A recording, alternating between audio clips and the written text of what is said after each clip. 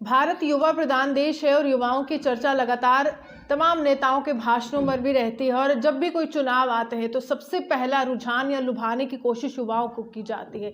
अभी मेरे साथ एक शख्स मौजूद हैं और ये लगातार युवाओं की आवाज़ भी बनते रहे। और केंद्र सरकार हो, राज्य सरकारें हो या फिर केंद्र शासित प्रदेश का प्रशासन हो, उनको लगातार घेरने की भी कोशिश करते आए हैं कि किस तरह से बेरोजगारी दर में बढ़ोतरी हो रही है, किस तरह से आम आदमी की आर्थिक स्तर जो है अभी गिर रहा है और किस तरह से सरकारों को अब सचेत होना होगा, क्योंकि भविष्य जो है कहीं ना कहीं भारत का एक ऐसी दिशा में जा रहा है जहां पर युवाओं को विश्वास दिलाना काफी ज्यादा जरूरी है कि उनके लिए नौकरियां होंगी, उनके लिए रोजगार होगा और बेरोजगारी दर में बढ़ोतरी की जगह कटौती होने वाली। मेरे साथ संदीप सिंह जी हैं, नेशनल अवामी यूनाइटेड पार्टी के पार्टी प्रेसिडेंट हैं। इनसे बात करने की कोशिश करेंगे कि आज का युवा जो है वो क्या चाहता है। अहम सवाल यही है कि चलिए चर्चाएं बहुत होती हैं, भाषणों में बहुत चर्चा होती है, चुनावों में बहुत होती है, लेकिन जिस तरह से जमीनी स्तर पर जिन युवाओं से मिलते हैं, जम्मू कश्मीर के हो या फिर बाहरी राज्यों के हो, उनका क्या मत है जम्मू कश्मीर के भविष्य को लेकर और भारत के भविष्य को लेकर? क्या लगता क्या है कि आप बहुत से लोगों से मिले होंगे बीइंग अ पार्टी प्रेसिडेंट, तो क्या उनका रुझान रहता है, क्या उनका ओपिनियन रहता है कि युवा आज का चाहता क्या है? जम्मू का जो युवा है वो बेरोजगारी से मुक्ति चाहता है। अब वो ना कांग्रेस मुक्त भारत चाहता है, ना वो और कुछ चाहता है। अब जम्मू के युवा को रोज़गार चाहिए और रोज़गार के लिए सरकार, अब एलजी साहब आए हैं तो चलो निकल रही है नोटिफिकेशन, मैं इस पर भी फास्ट ट्रैक होना चाहिए। 6-6 महीने, साल 2-2 साल का वेट अब करना अच्छा नहीं है, क्योंकि उसका शिकार भी युवा ही हो रहे हैं, जो जिनकी एज जो हो रही है वो ज़्यादा हो रही है, ओवर एज हो गए हैं। उनके लिए भी सरकार ने कुछ नहीं सोचा। जम्मू के जो युवा हैं जो अब नौकरी की उम्मीद रख रहे हैं और जो इनसे पहले रख चुके हैं वो तो ओवर एज हो चुके हैं, जो अब हैं वो भी कहीं ना कहीं इस सरकार के जो आगे नुमाइंदे हैं या इनके आगे जो इनका काम करने का जो तरीका है उसके शिकार होते जा रहे हैं। सरकार कभी कोई स्कीम्स, कभी कुछ, और मैं तो समझता हूँ कि इधर सरकार की जो लड़ाई है वो कांग्रेस मुक्त भारत करना ही है। उसको छोड़ो, आप लोगों को जो बेरोज़गारी उससे मुक्ति दिला दो।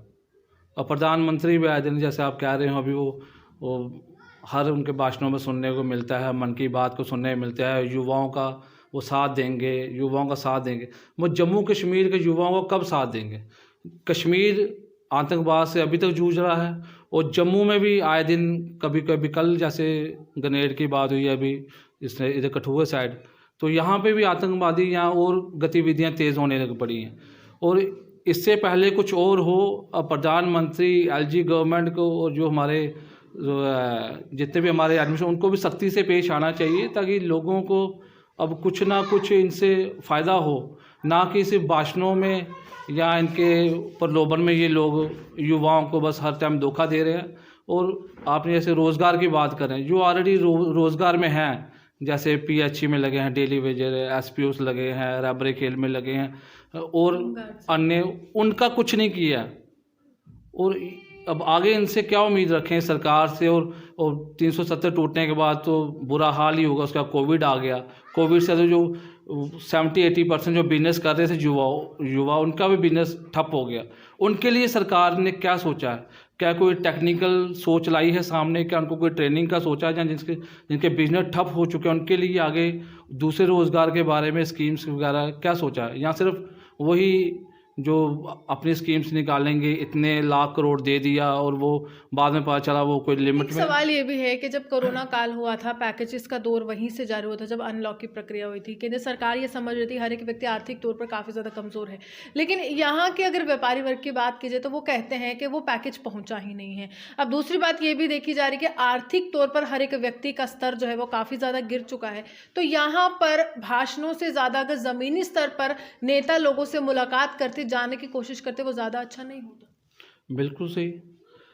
जो नेता हैं, जो भी सरकार में हैं, अब उन्हीं को नेता कह सकते हैं हम, क्योंकि पावर हैं। अब बाकी जो अपोजिशन में हैं या जो भी संघर्ष कर रहे हैं, उनके पास तो पावरें हैं नहीं। अब सरकार पे ही सवाल उठेगा और सरकार को चाहिए कि युवाओं के साथ बात करे, युवाओं के लिए सोच विचार बनाए, ना कि आज ये इलेक्शन करा लेंगे, कल असेंबली की करा लेंगे, फिर उसका कोई और करा लेंगे। पहले आप बताओ आप चाहते क्या हो? जो चर्चा होती है रोजगार की या फिर हम कहें बेरोजगारी की, ये सिर्फ चुनावों तक ही क्यों सीमित रहती है? जब चुनाव हो जाते हैं, कोई व्यक्ति मंत्री बन जाता है, कोई चेयरमैन बन जाता है और हर एक स्तर पर वो आगे पहुंच जाता है, कुर्सी उसको मिल जाती है, तब बेरोजगारी की चर्चा खत्म हो जाती है, तब सिर्फ जनता चर्चा करती है लेकिन नेता नहीं करता। ये जो अब सरकार है ये तो ऐसा ही चल रही है जैसा आप बता रहे हो। इन्होंने ये ऐसे वादों पे टिकी है।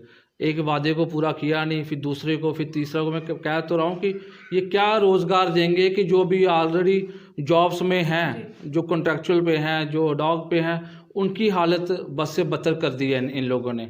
अब जैसे होमगार्ड वालों का मुद्दा भी पीछे उन्होंने कितना वो हर जगह परमानेंट कर दी गई, इधर वही का वही हाल। जम्मू कश्मीर की जो रोज़गार के देखा जाए युवाओं को, तो युवा चाहता है कि बेरोज़गारी से मुक्ति, और कुछ नहीं चाहता वो।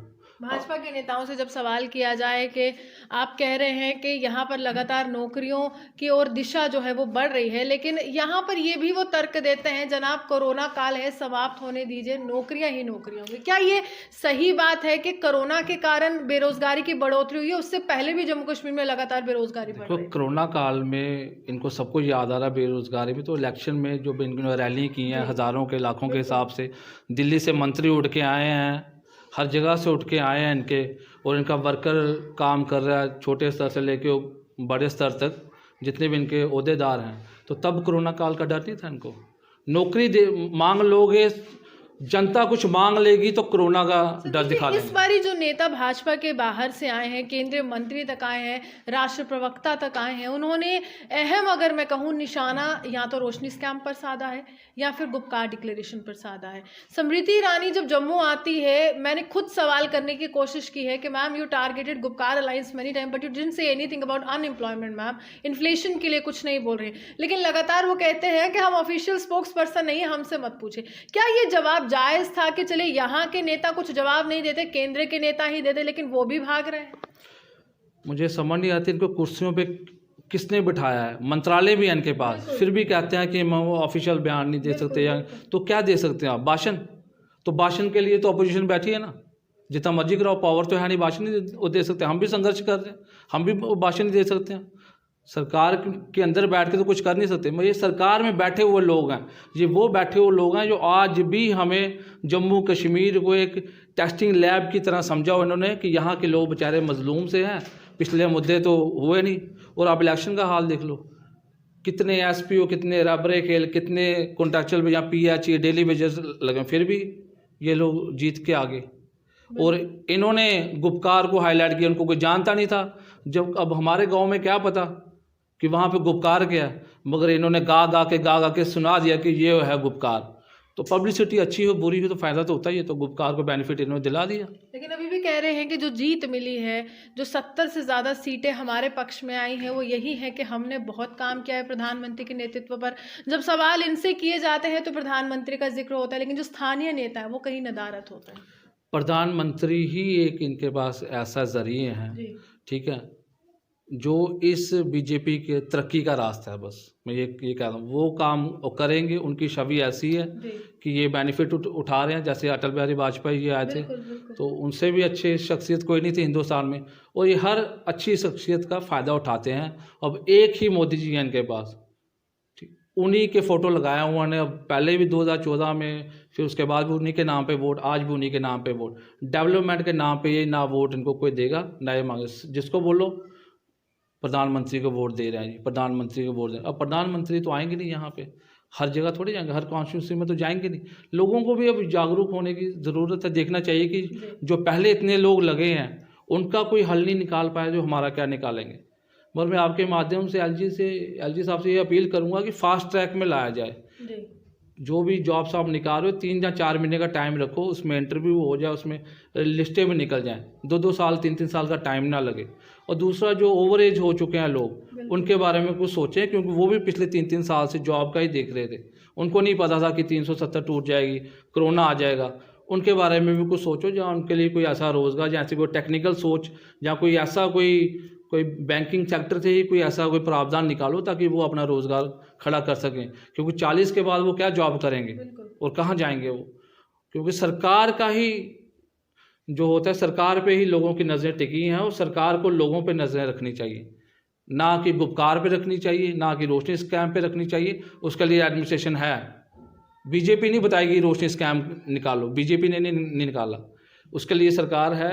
और अगर सज़ा देनी है वो कोर्ट बैठी है, एजेंसीज हैं, सीबीआई है, आईबी है, बड़े बड़े पुलिस है, सब कुछ है, वो अपना काम बेहतर जान रहे हैं।